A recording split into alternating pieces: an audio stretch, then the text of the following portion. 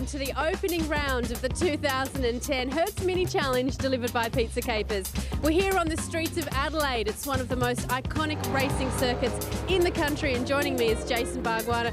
Jason, you know your way around this track very well. It's a whole other story for these Mini Challenge drivers. Well, that's right, Bronnie. It's the first time Mini Challenge has been here on the streets of Adelaide, so some of these guys have never actually seen this circuit before. But what's exciting about it, it's the first of 5 street circuits for Mini Challenge this year. Should be interesting. Yeah, heading the field is reigning champion Paul Stokel back to defend his title, but some new faces thrown into the mix as well. Look, we've got XV8 supercar drivers, we've got teenagers, we've got a 16-year-old out there. And keep your eye on Robbie Madison, he's back as well, so it should be quite interesting. Absolutely. Well, before we get started, Aaron Noonan takes a look at this year's field. All cars in the Mini Challenge are identical, so getting the best driver behind the wheel is imperative.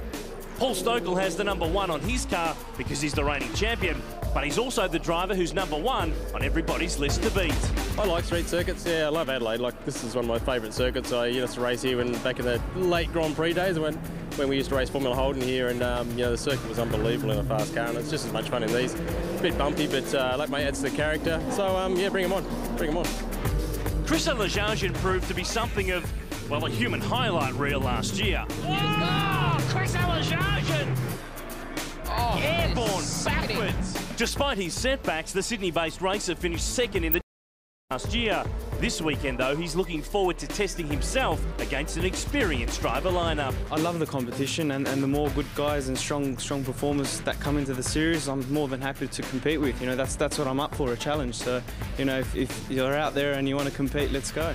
Two-time Fujitsu Series champion Dean Canto is here, hoping to turn his V8 experience into mini success, while ex-V8 supercar driver Dale Wood will ensure the category veterans are well and truly pushed to the limit. At the other end of the spectrum is 16-year-old Kiwi Scott McLaughlin. He's running in the Mini Challenge to get signatures from officials instead of drivers, so he can make his V8 supercar debut in the near future. We got a good deal with Stone Brothers Racing, and they've seen how I've progressed up the ranks in go-karts and all that sort of stuff, and they were kind enough to offer me a drive. That's basically why I'm running these next 2 rounds of the Mini Challenge Series and doing a couple of Formula Ford races in Perth and Victoria. So it's a good way to learn tracks as well as get to the ranks of the V8 supercars. And then there's this weekend's Uberstar car, with motorcycle stunt ace Robbie Madison behind the wheel. He wasn't afraid to give as good as he got at Phillip Island last year, and is back for more.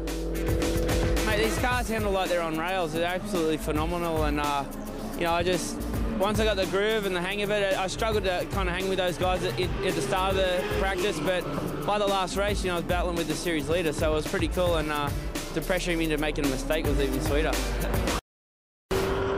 Qualifying had barely begun when disaster struck.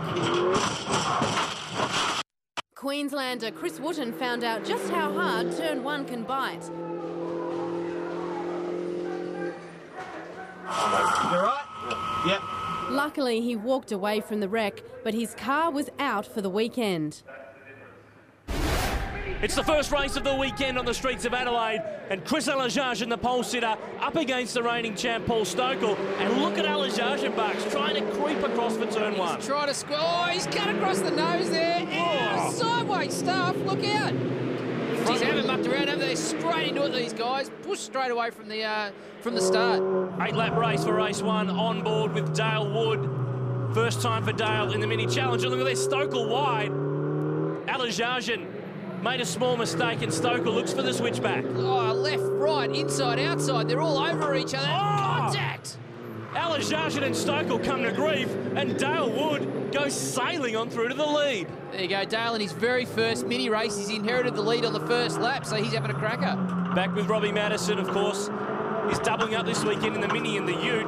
He's forgetting half the time which car he's in. Hold it flat, down the outside of Dean Canto. There's a good move straight away in lap 1. Dean Canto starting down the back has had some problems with that car. Missed opening practice. And now the moves begin. Look at turn 9. This is the place where the action happens. Yeah, shortcut it down the inside. That was very close to the back Stokel. So obviously late on the brakes. He's put a pressure on Alajarjan there. Now he's going to want to push forward and try and get on the back of Stokel. Wood leads, Stokel second. Young Sean Carter now up to third. Alajarjan back to fourth. The end of lap 1. Plenty of action to start the season. So as they come around to finish the first... Oh, Alajage down the inside. He wants none of that. He wants the spot back. It didn't take long for Robbie Madison to make his presence felt. He may have started down the back of the grid, but Robbie Madison putting the pressure here on the Kiwi Gavin Yort in the Squawking Magpie Mini. Oh, I can't look. Oh, it's not a Squawking Magpie, it's a spun Mini. You can see that coming, couldn't you? So he's obviously had a look up the inside. Gavin's just turned across the front of him, and it's obviously... Oh, Nelly again. That's close stuff. Dale Wood was finding it hard to shake last year's champion. Dale's going to be under a lot of pressure here with Stokel, because Stokel knows how to get the most out of these cars. He knows what the tyres are like.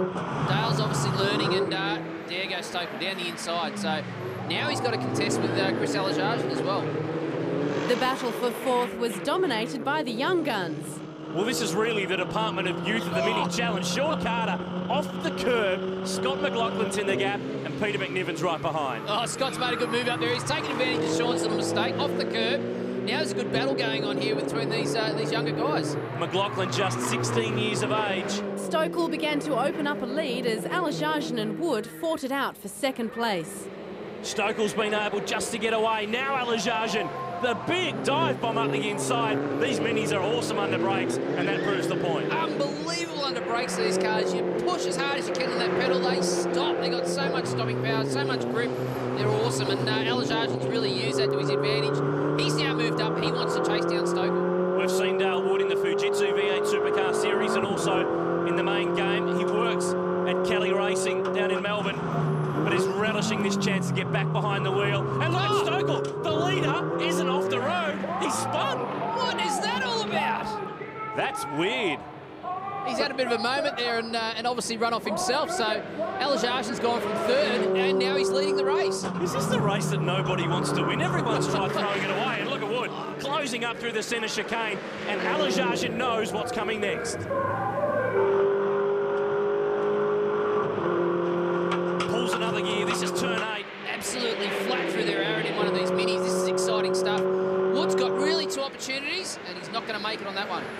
And look at Stokel, he's been able to close some of that ground back. Alajage goes a bit deep. Wood smells a chance, but he's on the wrong side. It's great racing. We haven't seen this racing in Mini for a while, and it's good to see these young guys fighting it out. Alajage under pressure. Can Wood get through? The first race of the season is on the line. The man who was the runner-up in the championship last year is up against the category debutant. This is the last chance, but Dale Wood can't get it done. So the checkered flag is waiting for race 1 in the Hertz Mini Challenge, and Chris Alajage will get one on the board, and not by much, only 0.3 of a second the margin. And Sean Carter's got over the top of Scott McLaughlin there as well, so, and McNiven come through in 6th. Robbie Madison 7th, and despite a weight penalty, Alajage gets the win. You know, our qualifying is as many points as our race, so you know, I'm trying to make the most of everything, and to get the jump with 50 kilos on board from qualifying, it made the job very difficult, and you know, one of the most hardest races I've ever competed in, I've got to say, you know, and for it to be in the minis, wow, you know, like what competition. In race 2, the mini world was turned upside down as the top 10 cars from race 1 had to line up in reverse order. Brendan Cook and Dean Canto go to the first chicane. Our leaders from race 1 have got to do all of the work in this one. Cook leads, but he gets it sideways and... Oh, I can't watch. Oh, they've all missed him, I think. Oh, no, you spoke too soon, Bugs. Woody, poor Woody, Dale Wood, he's ended up the innocent one in that incident. Cook's just lost the rear, probably cold tyres. Let's have a look. Yeah, just cold tyres. Front-wheel drive car flicks the other way, away from the rest of the cars, but then Dale Wood gets right, and that was wrong. I was disappointed for both those guys. Obviously, Brendan Cook in a position where he's leading the race, but the cold tyres have caught him out. You can see the shadows there. Not a lot of grip. And unsighted. He pops out from behind the cars in front and has no time to react. Not Dale Wood's fault. There's nothing worse, is there? You just hope you can get through it, but obviously not.